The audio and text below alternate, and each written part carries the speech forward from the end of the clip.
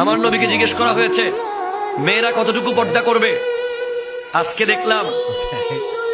দেখলাম একটা ভিডিওতে এক নারী বক্তব্য দিচ্ছে, নারী বক্তা বলছে ইসলাম তো বলেছে নারীদেরকে এই সতর ডাকতে, শরীরের উপরে কাপড় রাখতে, বুকের উপরে, কিন্তু নেকাব পড়তে তো ইসলাম বলে নাই, চোখ বাঁধতে তো ইসলাম বলে নাই। কত বড় বাটপার, ঠিক কিনা কথা জোরে বলেন।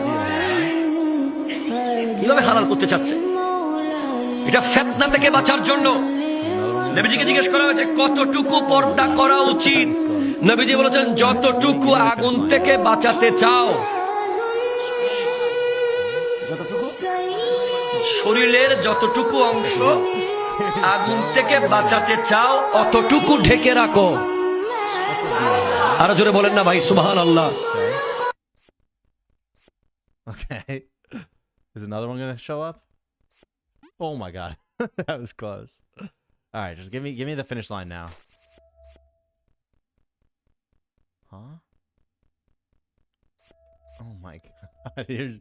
You're so annoying. Dude!